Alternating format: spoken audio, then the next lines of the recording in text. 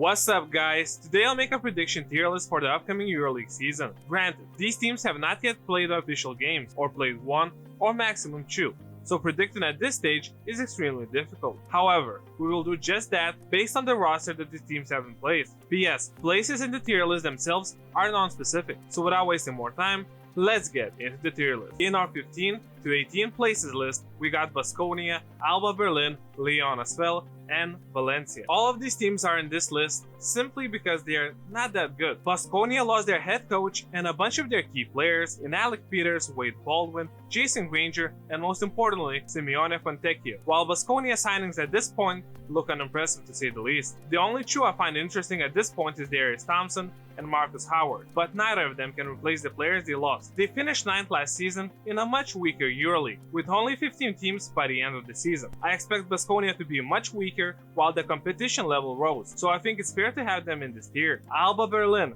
I think, can be in a tier above this one, but overall, their roster didn't change significantly to either side, so I think they will start decently, but as the season will go, their play will fall accordingly. Losing Oscar da Silva and not replacing him with equal level of talent should hurt the team, but not too much. However, considering they finished 10 last season, and we have 3 extra teams, and overall EuroLeague became much stronger, I think they will be in the top 14. Lyon as well this offseason lost a bunch of key players like Chris Jones, Eli Jacobo, Marcus Knight, or even Victor Wembanyama. And even though they got guys like Nando De Colo or Jeffrey Laverne, I think they clearly got worse, and I wouldn't be surprised if they would finish last in this season's EuroLeague. Valencia, on paper, looked like a decent team, by adding guys like Chris Jones, James Webb III, or Jared Harf that can work in the EuroLeague. However, they have a brand new coach in Alex Lembrou, and from what I've seen in Bilbao Basket, I'm really not impressed by his coaching. And considering that the team is clearly not good enough to win on players alone, I think they deserve the spot in the tier list. Now we got our 9 to 14 spot: Bayern Munich, Panathinaikos, Crvena Zvezda, Žalgiris, Partizan, and Virtus Bologna.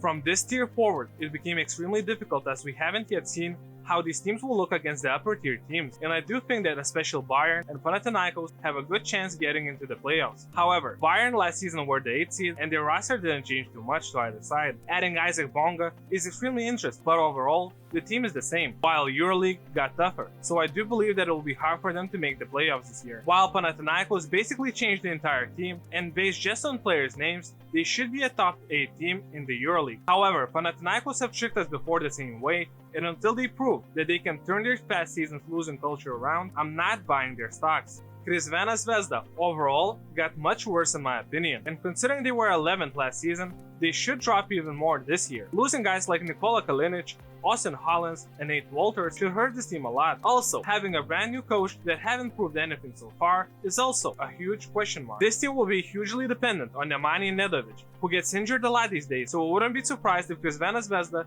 drop into the lower tier list if that happens. Žalgiris Kaunas, also one of the teams that completely changed their roster, from having a bunch of old guys on their team who could barely move on defense to a bunch of young guys that are highly athletic. I think Žalgiris can surprise a lot of people this season. However, I think they have 2 obvious holes on their roster, and that is in their shooting guard position and their center position. I think they desperately need to add a sniper to come off the bench because Lukashunas is less reliable than a blind lifeguard. While I'm not too sold that this Militon Kevari stays as a starting center, and in my opinion, Beruti should be a situational number 3 center instead of a reliable number 2 option. I guess you can push Schmitz into the center position and play a small ball lineup, but I'm not sure if that's a reliable option in the EuroLeague. Partizan are coming back into the EuroLeague after almost a decade and with a legendary coach at the helm, Željko Obradovic. Partizan didn't lose anyone significant from last year and added guys like Dante Exum, James Nunnally, and Giannis Papapetrou. However, even though the starting 5 of this team looks solid, the guys coming off the bench are the same dudes that struggled last year to play in the Euro Cup, and as we all know,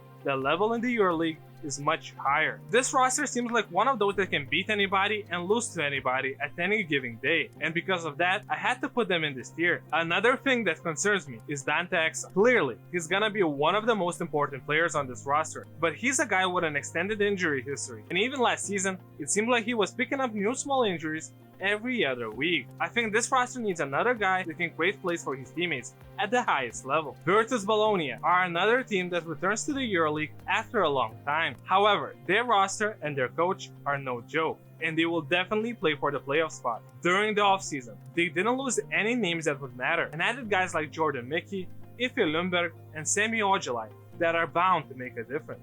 However, I'm concerned how old some of these players are. Milos Teodosic is 35, Marco Bellinelli is 36, Kyle Weems is 33, and Daniel Hackett is 34. All of these players are super important for Virtus, and I think they will suffer from a lot of injuries during the intense EuroLeague schedule, which will result in the team losing games, and that is the main reason why I think Virtus won't make the playoffs, not to mention question marks on defense. Now we move to the teams that will make the playoffs, but won't be in the Final Four. Those teams, in my opinion, will be Monaco, Olympiacos, Fenerbahce, and Maccabi Tel Aviv. I believe Olympiacos and Fenerbahce both can jump into the Final Four.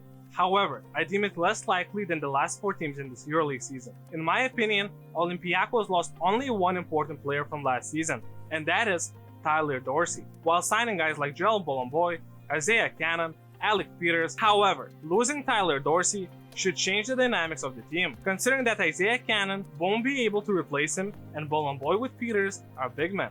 I think Olympiacos might have the best defense in the entire EuroLeague, but might lack offense, and we will see if in modern basketball you can win a lot of games through defense. Fenerbahce completely revamped their roster. They lost guys like Jan Vesely, Nando De Colo, or Achille Polonara, and got guys like Jonathan Moakley, Scotty Wilbekin, Tania Jekiri, Nemanja Bjelica, Nigel Hayes, and Nick Kalaris instead of them. But in my opinion, the most important piece they added to the puzzle wasn't a player, it was a coach, Dimitris Itoudis. Even though I have Fenerbahce in this tier, I wouldn't be too surprised if they even became the champions of EuroLeague. The questions I have for them are, will you make Nick Kalaris effective offensively, and will Itoudis be able to control Scotty Wilbekin, who is a player that can win you the game or lose you the game? If the answer to both questions is yes, then Fenerbahce have a good shot at the European crown. Monaco, in my opinion, only lost one important player of their team, and that is Dwayne Bacon, while adding important pieces like Elio Kobo, Jordan Lloyd, John Brown III, and Adrian Mormon. The team clearly got much better, and I extremely like John Brown III as a player.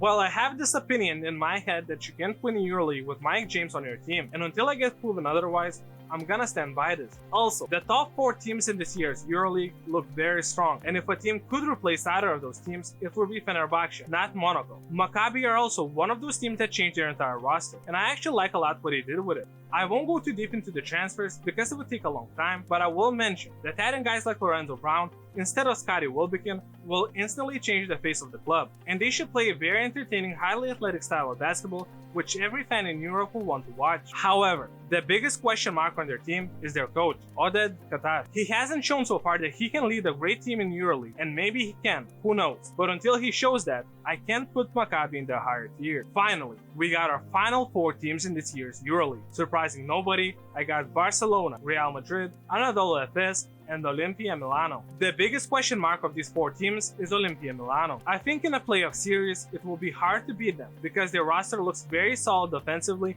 and defensively, and they have a great coach in Ettore Messina. However, considering only Pangos is an established point guard on their team, if he suffers an injury, which considering his small body and already a solid injury history can definitely happen, instantly becomes 3 times worse and very beatable to any of the teams in the top 8. There is not much to say about the last 3 teams in Real Madrid, Barcelona, and Anadolu Efes. All 3 have been in the Final 4 last year, and all 3 only got better. Real Madrid added guys like Azonia, brought back their legend Sergio Rodriguez, and most importantly, added Janan Musa, who seems to be unstoppable in Europe. However, they did lose an important piece from last year, and that is their ex-coach Pablo Lasso, who was a genius tactician. Will that cost them? We will see that after the season. Anadolu Efes lost some mildly important pieces in Bronislav Simon and Adrian Mormon, but added much better players like Will Clyburn, Ante Zizic, Amat Mbaye, and Achille Polonara. Will Anadolu Efes win the EuroLeague the 3rd time in a row? We will have to wait and see. And now finally, my pick to become EuroLeague champion, FC